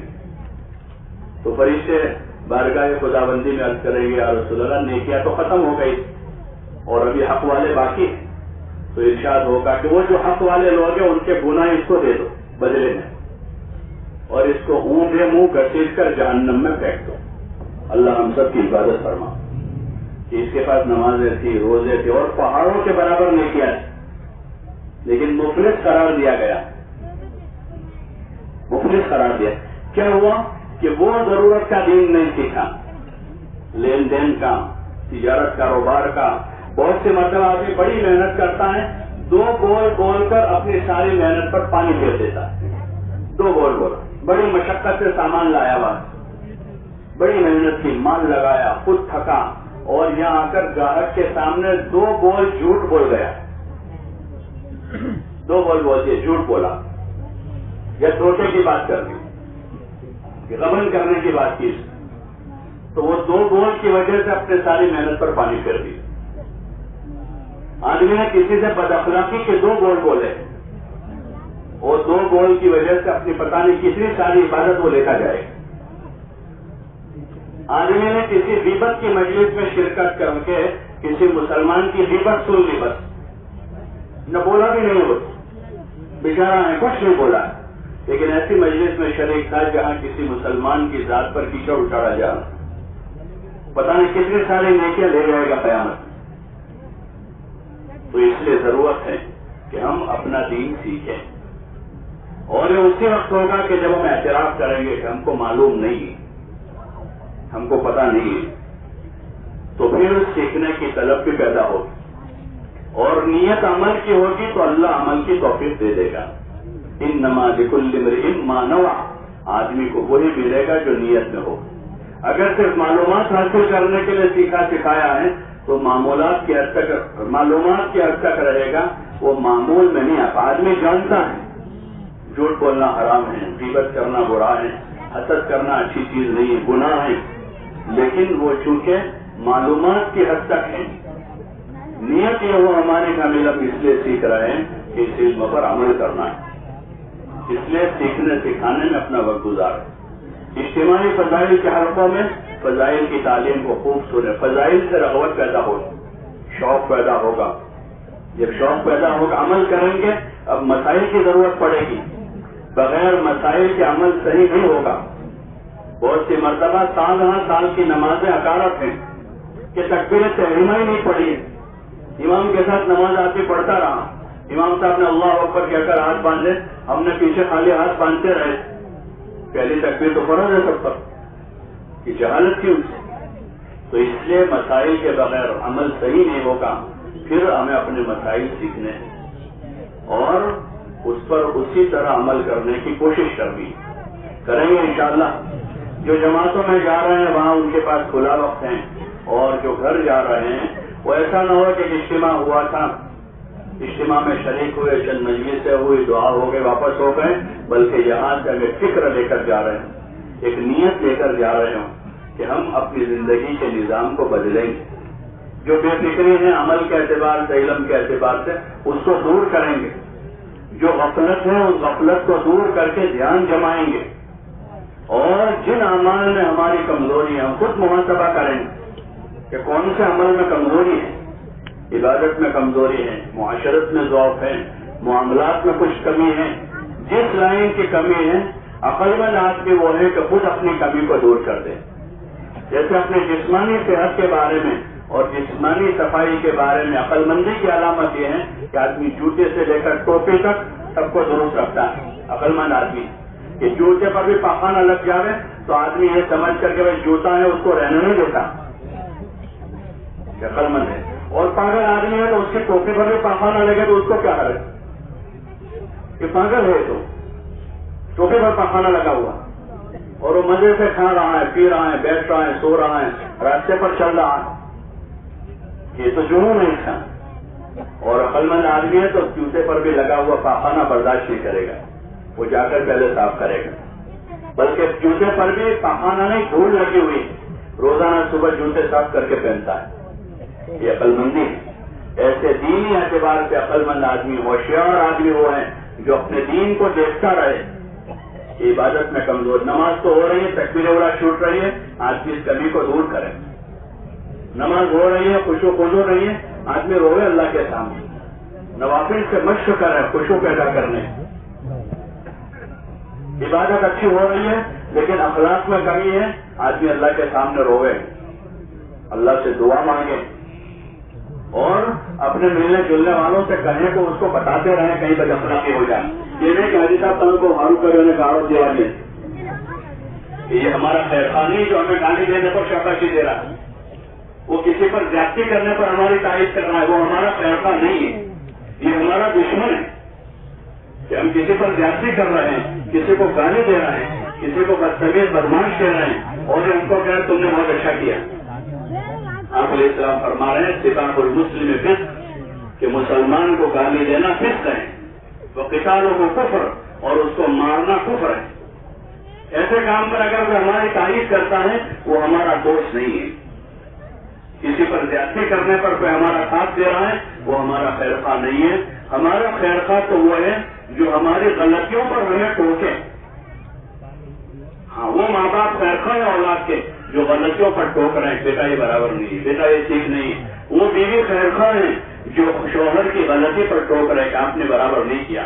آپ کی ماں کے ساتھ آپ نے بلند آواز سے بات کی، آپ کے باپ کے سامنے آپ بولے، یہ آپ کی عادت ٹھیک نہیں ہے. یہ بیوی خیر خواہ ہے. وہ شوہر خیر خواہ ہوگا بیوی کا جو اس کی بد اخلاقی بدتمیزی پر اس کو بتا رہے کہ تو نے برابر نہیں کیا، یہ ٹھیک نہیں تھا تیرا رویہ. چاہے وہ کسی کے ساتھ بھی ہوا، کسی غریب کے ساتھ ہوا ہو، کسی کمزور کے ساتھ بھی ہوا ہے. اس لیے ہمیں کوشش کرنی ہوگی، ورنہ تو دنیا میں تو گزر جائیں گے. آج لوگ ہمارے مال کی وجہ سے یا ہماری وجاہت کی وجہ سے یا ہم سے بہت نہ نپٹ پانے کی وجہ سے کہ بھئی ان سے کون نپٹے گا، خاموش رہو، اس کی وجہ سے دنیا میں چھوٹ جائیں گے، لیکن موت کا جھٹکا لگتے ہی آدمی کو احساس ہو جائے گا کہ کیا کر کے آئے. ہاں، یہ احساس پیدا کرنے کی محنت کہ احساس اندر سے بیدار ہو جائے. اس لیے ہمیں ان سب چیزوں پر اچھے سے محنت کرنا ہے اور اس لائن کا دین حاصل کرنا ہے. وہ دین علماء سے ملے گا. جتنی ان کی عزت احترام دلوں میں ہوگا اتنا ان کے پاس رجوع ہوگا. آدمی کے دل میں دنیا داروں کی عزت ہے تو دنیا دار بدماشوں کے پاس آدمی بیٹھا رہتا ہے، جو بدماشی کرتے رہتے، جو ظلم کرتے رہتے، لیکن ان کی دنیا کی وجہ سے ان سے محبت ہے، سیاسی لوگوں سے محبت ہے، تو ان کی تمام تر بدتمیزی اور نالائقیوں کے آدمی وہاں جا کے بیٹھا رہتا ہے کہ یہ سیاستدان ہیں، ان کی سیاست سے محبت ہے، تو ان کی ساری بد اخلاقیاں بدتمیزیاں ایک طرف ہو جاتی ہیں. جب دین سے اور علم سے محبت ہوگی تو پھر علماء کی خدمت میں حاضری کو ہم سعادت سمجھیں گے اور پھر وہاں سے علم آئے گا ہمارے پاس. اس لیے کوشش اس کی کرنی کہ دین کے سیکھنے سکھانے کا ایک ماحول تیار کرنا ہے اور دعوت کی ایک فضا بنانی. جو ہم نے سیکھا ہے اب وہ دینا ہے، سیکھتے ہوئے سکھانا ہے اور لوگوں میں طلب پیدا کرنی ہے. اس کے لیے گشتوں کا نظام ایک طریقہ ہے لوگوں تک پہنچنے کا، ایک وسیلہ اور ذریعہ. گشت راہ خدا میں نکل کر 5 قسم کے گشت کرواتے. ایک خصوصی گشت ہے کہ جس میں جو ہے وہاں کے خواص یعنی دنیاوی اعتبار سے جو معزز لوگ ہوتے ہیں، جو بستیوں پر علاقوں پر بااثر ہوتے ہیں اور وہاں کے علماء ہیں، ان کی خدمت میں دعا کے لیے حاضری دینی ہے. وہاں کے دین کی محنت میں تبلیغ کے کام میں لگے ہوئے جو لوگ ہیں ان سے جا کر نصرت اور ان کو اپنی مدد کے لیے آمادہ کرنا ہے کام کے لیے. یہ خصوصی گشت ہے کہ وہ کسی بھی بستی میں جاوے اپنا سامان ایک طرف رکھ کر پوری جماعت جو ہے، اگر مکروہ وقت نہیں ہے تو 2 رکعت وضو کی، 2 رکعت مسجد کی، تحیۃ الوضو تحیۃ المسجد، 2 رکعت پڑھیے. سنت ہمارے علاقوں میں متروک ہے، عربوں میں اس کا زیادہ رواج ہے. جب بھی داخل ہوتے 2 رکعت پڑھتے، وضو کرتے 2 رکعت پڑھتے. وہ حضرت بلال رضی اللہ عنہ والی حدیث ہے کہ جنت میں ان کو دیکھا، حضور علیہ السلام نے معلوم کیا کہ بلال ہم نے آپ کو دیکھا ہے، کیا عمل ہے آپ کا؟ تو انہوں نے جب بھی میرا وضو ٹوٹتا ہے تو وضو کرتا ہوں، 2 رکعت نماز پڑھتا ہوں. اس سے ہر وقت باوضو رہنے کی مشق ہو جائے گی، جس سے آدمی بہت سارے گناہوں سے بچ جاتا ہے. اس لیے مسجد میں داخل ہوئے وضو کیا اور فوراً 2 رکعت وضو کی، 2 رکعت مسجد. اگر مکروہ وقت ہے تو اس وقت چھوڑ دیں اور پھر اس کے بعد سارے ساتھی سب جوڑ کر بیٹھ جاؤ اور بیٹھ کر مشورہ کریں. اس بستی سے زیادہ لوگ راہ خدا میں کیوں کیسے نکلے، اس کی ترتیب قائم کریں، جماعتیں بنائیں. رسمی طور پر پیپر پر نہیں کرنا ہے، کاپی میں لکھ دیا سارا. تو کاپی تو جو ہے وہ ضرورت ہے یاد رکھنے کے، اس کے ذمہ کیا ہے، وہ اصل نہیں ہے، اصل کام ہے. ساتھیوں کو فکر مند کر کے، ساتھیوں کو فکر مند کر کے کہ ہم اپنے مقصد میں لگے رہے. کھانا پینا اور ضروریات و ضرورت، اس کے لیے 2 آدمی خدمت کے طے کر دے تاکہ باقی ساتھی یکسو ہو جائے. چائے پکانے کے لیے، کھانا بنانے کے لیے، دسترخوان لگانے کے لیے، برتن دھو، آج 24 گھنٹے کے لیے 2 آدمیوں کو طے کر دیں تاکہ باقی 10 آدمی سارے کاموں سے فارغ ہو جائے اور وہ یکسو ہو کر دعوت میں، عبادت میں، اعمال میں لگے رہے. جو مشورہ کر لیں کیسے یہاں سے نفع جماعت بنے اور اس مسجد میں کیسے مسجد وار جماعت بنے. اگر بنی ہوئی ہو تو ان کو مضبوط کرنا ہے اور 24 گھنٹے کے جماعت کے معمولات کا ایسا نظام بناوے 1 منٹ بھی ضائع نہ ہو. 1 منٹ 12 آدمیوں کے 12 منٹ ہوئے اور 10 منٹ اگر گئے تو 12 آدمیوں کے کتنے منٹ ہوئے؟ 1 کے 10 منٹ تو 12 کے 120 منٹ ضائع ہو گئے. 24 گھنٹے کا نظام ہے. اس لیے ہمارے جو ذمہ دار حضرات ہیں، ساتھیوں کی جان مال ہمارے پاس امانت. یہ روزانہ کا مشورہ اسی لیے ہے کہ ہمارا وقت ضائع نہ ہو اور پورا وقت اعمال میں گزرے. اس میں کھانا بھی عمل ہے، سونا بھی عمل ہے. کھانے سونے کا بھی وقت نکالیں تو پھر اب جب اس میں ترتیب بن گئی اور اس کے علاوہ دیگر اور ایسی لایانی میں ہمارا وقت نہ گزرے کہ جس سے وقت برباد. 24 گھنٹے کا نظام بنا لیں مشورہ کر کے. یہ بھی ایک مشق ہے کہ 4 مہینے اگر 24 گھنٹے اس طرح مشورے کے ساتھ گزارے ہیں تو گھر آنے کے بعد اب پوری زندگی ایسے اعمال کے ساتھ گزارنا آسان ہو جائے کہ گھر رہ کر بھی اب آ کے اپنا وقت ضائع نہیں کرے. ایک مشق ہے یہ، اس لیے اپنا نظام بنا لیں. اب نقد جماعت بنانی ہے تو نقد جماعت بنانے کے لیے محنت ہے. 2-2 3-3 کی جوڑیاں بنا کر بستی کے مکانوں کو تقسیم کریں اور وہی لوگ جو ہے 2 دن یا 3 دن کا ایک جگہ قیام ہے، اس دوران اس بستی کے 200 250 300 جتنے گھر ہیں اتنے یہ 4 یا 5 جماعتیں بن جائے گی. وہ 30 40 گھر ایک ایک جماعت کے حصے میں آئیں گے. اگر وہ روزانہ 4-5 گھنٹے ملاقاتوں میں لگاتے ہیں تو آسانی سے 2-3 دن میں پوری بستی کے تمام بالغ مردوں سے ملاقات ہو جائے گی اور بستی کے ہر گھر تک دین کی بات پہنچ جائے گی. بستی کے ہر گھر تک نماز اور اعمال کی دعوت پہنچ جائے گی. بستی کے ہر گھر تک اپنے بیوی بچوں کے بارے میں دین کی فکر کرنے کی بات پہنچ جائے گی. 2 دن میں 3 دن میں جماعت پورے گھروں کی ملاقات کر لے گی اور جب ان سب سے ملاقات ہوگی تو امید ہے انشاءاللہ کہ اس مسجد میں نمازی بڑھ جائیں گے. جو بھی محنت والی جماعت کسی جگہ جاتی ہے وہاں نمازی بڑھ جاتے ہیں. پہلا نقد فائدہ یہ ہوتا ہے جماعت سے کہ اس بستے میں نمازی بڑھ جاتے ہیں. لیکن یہ اس وقت ہوگا جب جماعت باہر چل پھر کر محنت کرے گی. اس لیے صبح کا جو وقت ہے اس کو محنت میں لگا. رات میں آرام کر لیں، صبح جلدی جاگ گئے، فجر تک، فجر بعد اپنی مجلس کے بعد اگر ناشتہ جلدی کرنا ہے تو جلدی کر آپس کے مشورے سے وقت کیا کر لیں کہ بھائی ہم ناشتہ فجر بعد عشراق کے بعد کر لیں گے، عشراق پڑھ لیں اور اپنا ناشتہ کریں اور محنت کا نظام بنا لیں. صبح کا وقت اچھا وقت ہوتا ہے.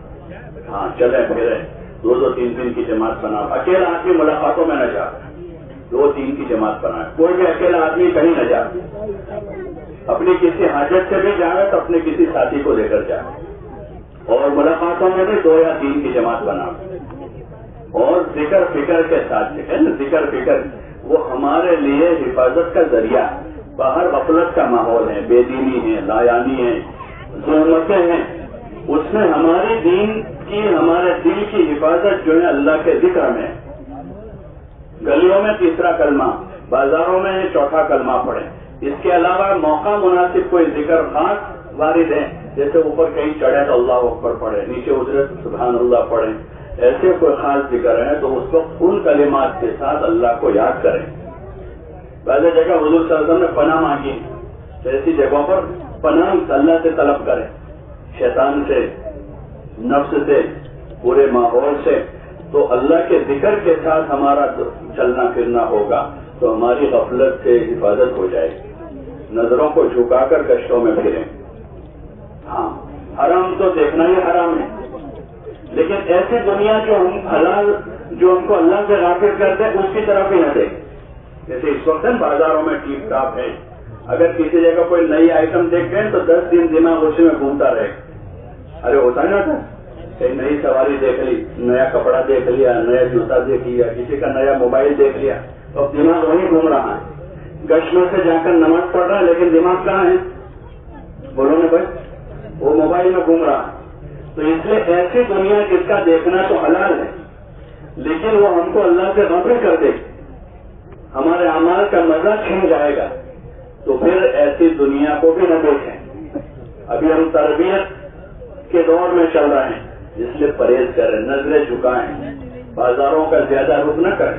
ہاں ہم بازاروں میں جائیں گے لوگوں سے ملنے کے لیے، گھومنے پھرنے کے لیے. اس لیے ہمارا کوئی ضروری کام کاج جو تو خدمت والوں کے ذریعے سے کروا لیں کہ خدمت والے سامان لینے جائیں گے، ہم کو بھی صابن لانا تھا تو ان سے کہہ کے آپ جاؤ کہ میرے پیسے لے لو اور میرا ایک صابن لے کر آ جانا. مجھے قلم کی ضرورت ہے، یہ پیسے لے لو، قلم میری سے لینا. اس لیے بازاری ماحول سے اپنے آپ کو بچانا ہے. گشتوں میں جانا ہے، 2-3 آدمیوں کی جماعت بن کر جاویں، ذکر کے ساتھ، نظروں کی حفاظت کے ساتھ چلیں اور لوگوں سے خوب ملنا ہے، لوگوں سے ملنا ہے، اللہ کی نسبت پر ملنا ہے اور سب جگہ جا کر اللہ کو بولنا ہے. اس کی ضرورت ہے اس وقت کہ بازاروں میں بھی، گلیوں میں بھی، محلوں میں بھی، گھروں میں بھی، مارکیٹوں میں بھی اور زمین پر بھی جگہ جگہ جا کر اللہ کی بڑائی بولنی کہ اللہ بڑا ہے، اللہ کھلاتا ہے، اللہ پلاتا ہے، اللہ پالتا ہے. عزت و ذلت کا مالک ایک اللہ ہے، زمین و آسمان کا مالک اللہ ہے، اور کامیابی دین میں ہے، حضور صلی اللہ علیہ وسلم کے مبارک طریقوں میں ہے۔ اس کو خوب بولنے کی ضرورت ہے، اپنے اندر لانے کی نیت سے ہم بولیں گے۔ ہاں، اس وقت مادہ غالب ہے دل و دماغ پر، ہاں دل و دماغ پر مادہ غالب ہے۔ غریب آدمی بھی کروڑ پتی بننے کی فکر میں، ہر ایک یہ سمجھ رہا ہے کہ پیسہ ہے تو سب کچھ ہے، پیسہ ہے تو سب کچھ ہے، ہر ایک یہ سمجھ رہا ہے، حالانکہ ایسی بات نہیں ہے، یہ بات غلط ہے۔ مادہ ہے تو سب کچھ ہے، یہ تصور دل و دماغ پر غالب ہے، ہاں، کیونکہ اسی کو بولا جا رہا ہے پوری دنیا میں، جتنے ذرائع ہیں وہ سارے ذرائع کے ذریعے سے اسی کو دکھایا جا رہا ہے، اسی کی تصویریں بتائی جا رہی ہیں، اسی کو الگ الگ پرنٹ میں بتایا جا رہا ہے، الگ الگ کلر میں بتایا جا رہا ہے، الگ الگ زبانوں میں لکھا جا رہا ہے، جوتوں کو لکھا جا رہا ہے اور کپڑوں کو لکھا جا رہا ہے، اور چیزوں کو ہر جگہ، سڑکوں پر، بازاروں میں، گلیوں میں اور گھر گھر میں، تو وہی چیزیں دل و دماغ پر مسلط ہو گئی۔ ان گشتوں کے راستے سے مطلوب یہ ہے کہ ہم ایک ایک ایمان والے کے پاس جا کر ایمان کی قیمت بتائیں گے کہ جو ایمان کی دولت ہمارے پاس ہے وہ سب سے قیمتی ہے۔ اس کو منہ بھر کے بولنا، روتے روتے نہیں کہ بھائی اللہ پاک نے بہت بڑا ہم پر احسان کیا ہے ایمان کی دولت سے، ایسے روتے ہوتے نہیں، ذرا منہ بھر کے بولنا کہ اللہ نے ہمیں ایمان دیا ہے، یہ ایمان سب سے بڑی نعمت ہے، دنیا اور آخرت دونوں جہان میں کامیابی کا ذریعہ ہے۔ جس نے کلمہ پڑھا ہے وہ بہت قیمتی ہے، ہاں اللہ بڑا ہے تو اس کا کلمہ بھی بڑا ہے، اور جس نے کلمہ پڑھا ہے وہ کلمے کی وجہ سے بڑا ہے۔ یہ قیمت اللہ نے دی ہے، یہ قیمت اللہ کی طرف سے۔ جب تک ایک کرنے والا اللہ اللہ کہنے والا زمین پر ہوگا، قیامت قائم نہیں ہوگی۔ اور جو آدمی کلمہ لے کر جائے گا، یہ کلمہ اتنا وزنی ہے جس طرح تو زمین آسمان کو پردے میں رکھا جائے اور لا الہ الا اللہ کو رکھا جائے تو لا الہ الا اللہ والا پردہ ٹوٹ جائے گا۔ ایمان کے فائدوں کو بولنا ہے، اور دنیا کی ساری نعمتوں اور آسانیوں کا ذریعہ ایمان اور اچھا عمل ہے، یہ ایک ایک آدمی کو بتانا ہے، ہاں کہ دنیا میں راحت کا ذریعہ ایمان اور عمل ہے۔ ان الذین آمنوا وعملوا الصالحات من عمل صالحا من ذکر او انثى وهو مؤمن فلنحيينه حیاتا طیبہ، کہ حیات طیبہ کا ذریعہ ایمان اور اچھا عمل ہے۔ بدعملی کے ذریعے سے آدمی حیات طیبہ حاصل نہیں کر سکتا، خوشگوار زندگی، ہاں بولا ہے نا سب جگہ کہ بھائی آپ خوشگوار زندگی گزارو، ہمارے پاس سے لون لے جاؤ اور اس سے گھر بنا لو اور خوشگوار زندگی گزارو، تو آدمی لون لے کر خوشگوار زندگی گزارنے کی فکر میں، اس کو پتہ نہیں ہے کہ انگلی کی ہے، ہوتا نا مشین گھومنے والا، اندر انگلی چلی جائے تو اب دھیرے دھیرے ہاتھ جائے گا، اور پھر اگر نہ نکالا تو پورا ہی جائے گا، کہ وہ انگلی پکڑی ہے وہاں کہ کوئی سواری دے رہا ہے اور کوئی مکان دے رہا ہے، اللہ کو ناراض کر کے وہ کیسے خوشگوار زندگی گزارے؟ خوشگوار زندگی گزارنے کا راستہ ایمان اور اچھا عمل ہے۔ یہ ہمیں ایک ایک بڑے کو سمجھانا، دیہاتی آدمی ہے تو اس کو اس کی زبان میں سمجھانا ہے، ہاں اس کے لیے کوئی مخصوص الفاظ نہیں یا مخصوص کوئی زبان نہیں، بلکہ اس کو سمجھانا ہے۔ اللہ تعالیٰ نے انبیاء علیہ الصلوۃ والسلام کو بھیجا، جس قوم میں بھیجا اس قوم کی زبان دے کر بھیجا، انہوں نے اس میں ان کو سمجھایا، ہاں ایمان کی حقیقت بتائی، عبادت کے طریقے بتائے، آخرت سمجھائی۔ یہ جو ہمارے گشت ہیں 5 گشتوں میں، سب سے پہلے ایمان کا فائدہ بتانا، ایمان قیمتی ہے، اور اعمال کی طرف رغبت دلانی، اور عملوں میں چونکہ نماز سب سے اہم عمل ہے، ایمان کے بعد سب سے بڑا عمل ہے، قیامت میں سب سے پہلا حساب نماز کا ہے، اس لیے نماز کی طرف متوجہ کریں گے اور نماز کے فائدے بتائیں گے، نماز کے فائدے بتائیں گے جو حدیثوں میں آپ صلی اللہ علیہ وسلم بیان کیے ہیں کہ نماز سے روزی کی تنگی دور ہو جاتی ہے۔ عموماً یہی ہوتا ہے، آدمی کاروبار کی وجہ سے، نوکری کی وجہ سے، میرے پاس ٹائم نہیں ہے، میں نوکری کرتا ہوں، چھٹی نہیں ملتی ہے، میری دکان کا مسئلہ ہے اس لیے میں پڑھ رہا ہوں، تو حضور صلی اللہ علیہ وسلم نے فضیلت بتائی کہ جو آدمی نماز کی پابندی کرے گا اس کی روزی کی تنگی دور ہو جائے گی۔ کتنی بڑی چیز ہے۔ حدیث میں آتا ہے ہر فرض نماز کے بعد ایک دعا ضرور قبول ہوتی، اس آدمی کو سمجھائیں گے کہ بھائی آپ کی نمازوں کے بعد کی دعائیں جب قبول ہوگی اللہ آپ کے دنیا آخرت کے مسئلے حل کر دے. منہ بھر سے بات کریں گے, یقین سے بات کریں گے, اور یکسو ہو کر بات. یہ نہیں کہ ہمارا ذہن بھی کہیں الجھا ہوا ہے, ہم خود موبائل میں لگے ہوئے. اس لیے جیسے ہم نے بیوی بچوں کو چھوڑ دیا ہے, ارے بھائی چھوڑا نہیں چھوڑا, چھوڑ کر جائیں گے, ایسے موبائل بھی چھوڑ کے جا رہے. بچوں سے زیادہ محبت کس سے ہوتی ہے؟ بچوں سے زیادہ محبت ہوتی ہے موبائل سے ہوتی ہے. بولو نا بھائی, تو بچوں سے زیادہ محبت اور بچوں کو چھوڑ دیا. کسی کا 2 سال کا ہے, کسی کا 5 سال کا ہے, کسی کا 6 مہینے کا بچہ ہے. جب ان کو چھوڑا ہے تو اس کو بھی گھر چھوڑ دے تاکہ ہم دل و دماغ کے اعتبار سے یکسو ہو جائیں. عبادت میں بھی مزہ آئے گا اور دعوت میں بھی مزہ آئے گا. یکسوئی کے ساتھ دعوت. اس لیے اس بھائی کو فارغ کرنا تھوڑی ہے, ان سے پہلے سے کہہ دیں ہم آپ سے دین کی بات کرنا چاہ رہے ہیں, ہم آپ کے بھائی ہیں, تھوڑی دیر آپ ہمیں وقت دے دیں. کوشش کریں ان کے گھر میں بیٹھ جاؤ, اسی کی کوشش کریں بھائی تھوڑی جگہ بنا لو بیٹھے. عموماً گھروں میں آج کل تھوڑی بہت جگہ ہوتی ہے, پہلے بہت تنگی ہوتی ہے, اب تو گھر بڑے ہو گئے سب. پھر بھی اگر جگہ نہیں ہے تو باہر کہیں بیٹھ جاؤ, لیکن بیٹھ کر بات کریں تاکہ وہ بھی کھڑے کھڑے نہ تھک جائے, ہم بھی نہ تھک جائے. بیٹھ کر اطمینان سے بات کریں, ایمان کا فائدہ بتائیں, نماز کی بات کریں گے, دین زندگی میں لانے کے فائدے بتائیں گے. اسی طرح بیوی بچوں میں دین لانے کی ذمہ داری گھر کے مردوں کی, اس بارے میں فکر مند کریں گے کہ آپ کے گھر میں بھی نماز ہو, بچے بھی اعمال کے پابند ہوں. چھوٹے بچے ہیں تو ان کو قرآن اور اعمال کی طرف رغبت دلائیں. یہ پوری بات ان سے کر کے دین کے فائدے بتا کر اب ان کو آمادہ کریں دین کی محنت میں, دین سیکھنے کے لیے, نکلنے کے لیے.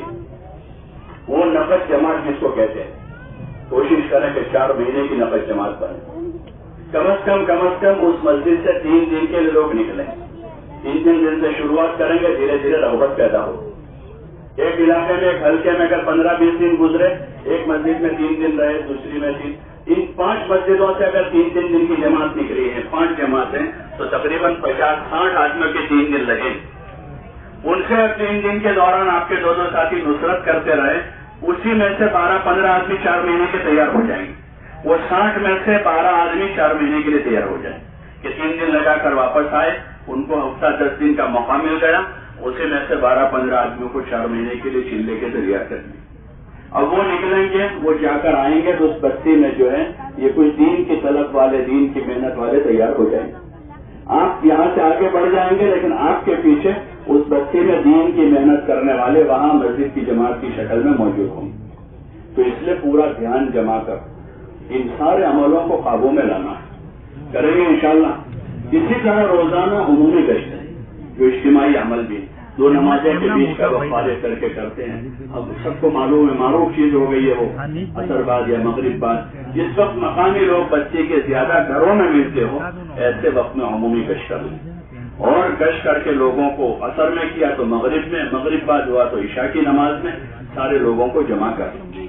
اور ان 6 صفات کے دائرے میں فضائل کی باتیں سنا, ہاں فضائل کی باتیں سنا, مسائل بیان نہ کریں, مسائل علماء کا کام, فضائل کی بات سنائیں, ترغیب دلائیں. اور کسی چیز پر تنقید بھی نہ کریں, اس بستی کی بے دینی پر کہ بھائی یہاں بہت بے دینی ہے, کوئی نماز بھی نہیں آتا ہے, یہاں یہ نہیں ہے, وہاں وہ نہیں ہے. کوئی تنقید نہ کریں, کسی کی تحقیر نہ کریں اور کسی کی تنقید بھی نہ کریں, کم نہ بتائیں. کوئی کام وہاں دینی ہو رہا ہے تو یہ کہ بھائی یہ تو برسوں سے ہو رہا ہے, کچھ بھی تمہارا نہیں ہوا ہے, یہ کام کرو گے تو یہ تمہارا کام ہوگا. بلکہ ہم اپنا جو کام لے کر گئے ہیں کہ بھائی 6 صفتوں کی فضیلتیں بتا کر لوگوں کو دین کی طرف, دین کی محنت کی طرف متوجہ کرنا. اس لیے سارے ساتھی جو ہے مجمع کے ساتھ مل کر بیٹھے.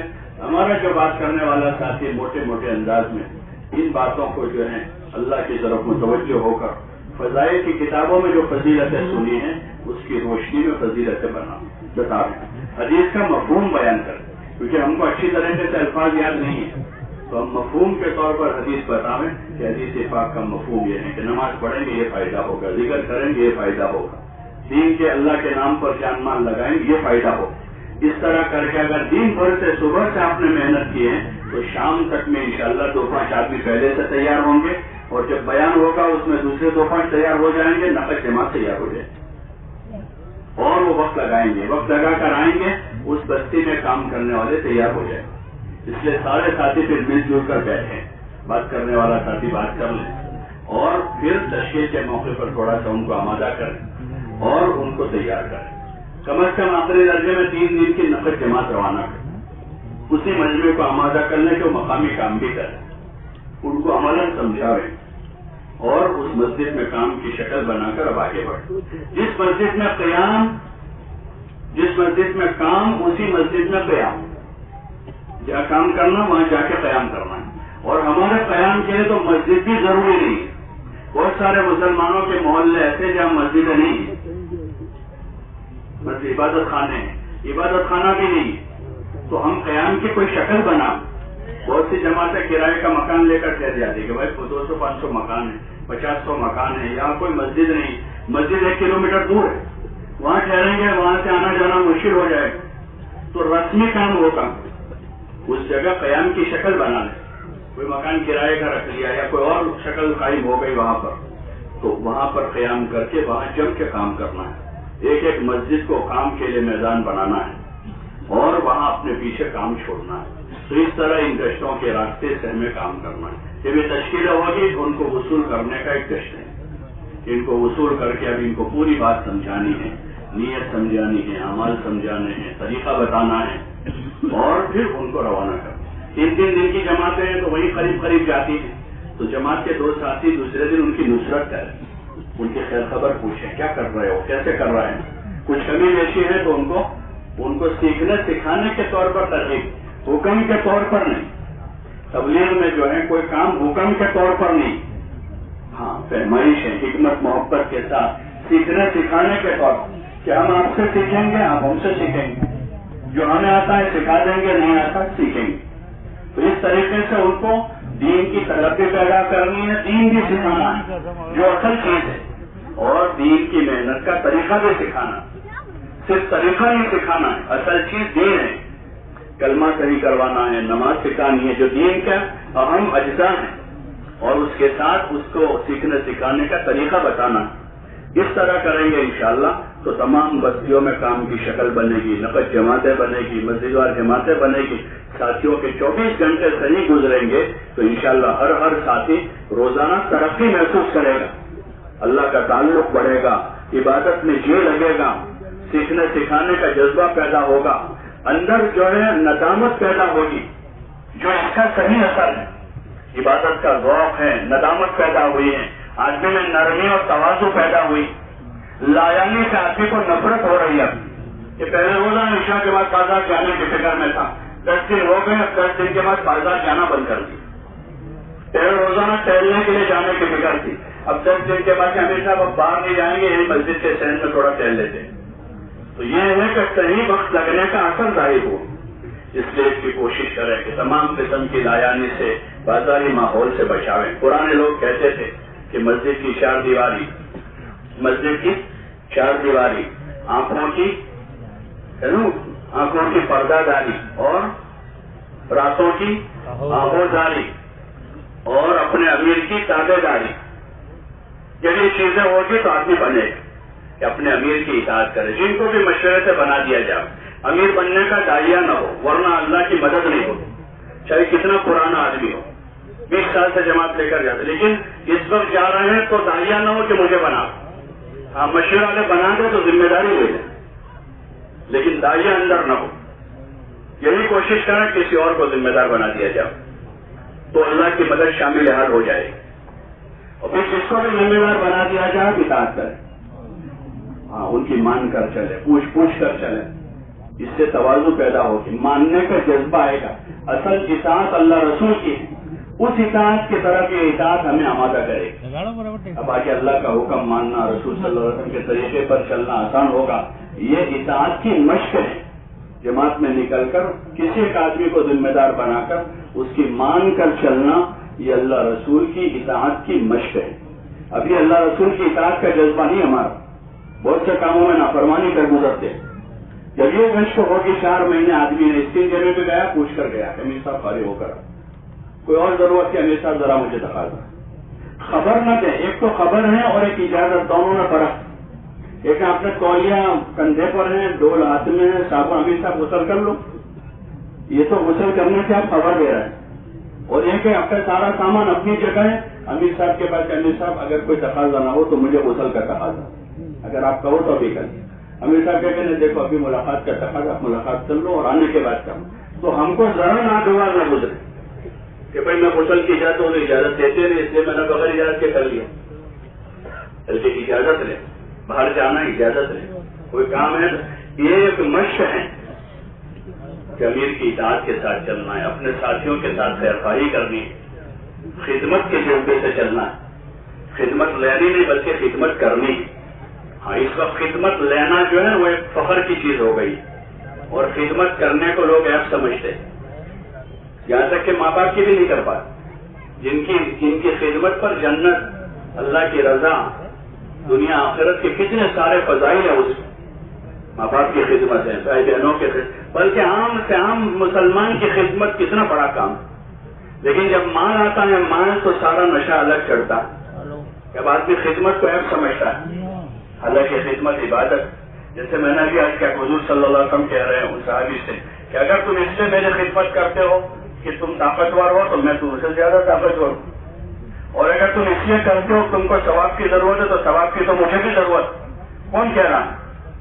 حضور علیہ السلام فرمایا کہ ثواب کی مجھے ضرورت. تو ہم کیسے مستغنی ہو سکتے ہیں؟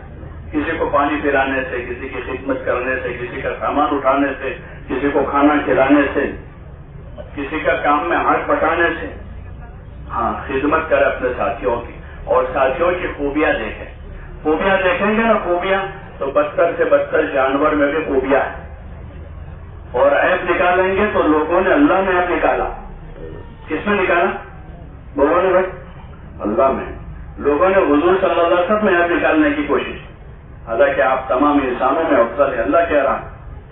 تو اس لیے عیب نہ دیکھیں کسی کی، آنکھیں بند کر لیں. اس کا ہمیں حکم نہیں ہے، اور نہ ہمیں ذمہ داری کسی نے دی ہے کہ کسی کی برائی دیکھیں، کسی کی غفلت دیکھیں. ہم کو تو اپنے بارے میں اپنے عیوب پر نظر رکھیں. حضرت معاذ کو یمن کا حاکم بنا کر آپ نے بھیجا یہ نصیحت کہ لوگوں کے عیوب میں مشغول ہو کر اپنے آپ سے غافل نہ ہو جائیں. ہم اپنے عیوب پر نظر کریں اور اپنے گناہوں پر روئیں اور ساتھیوں کی خوبیاں دیکھیں، تو انشاءاللہ نئے سے نئے آدمی میں ہم کو خوبیاں دکھیں گی. گنہگار آدمی میں بھی کوئی خوبی دکھے گی کہ ہاں کہ اس کے اندر بھی کوئی خوبی ہے، کہ اس میں تحمل ہے، صبر ہے، خدمت کا جذبہ ہے. چاہے نماز نہیں پڑھتا ہے لیکن خدمت کرتا ہے لوگوں. تو اس لیے اس کی کوشش کریں، تو اس سے محبتیں پیدا ہوگی جو بہت بڑی چیز ہے.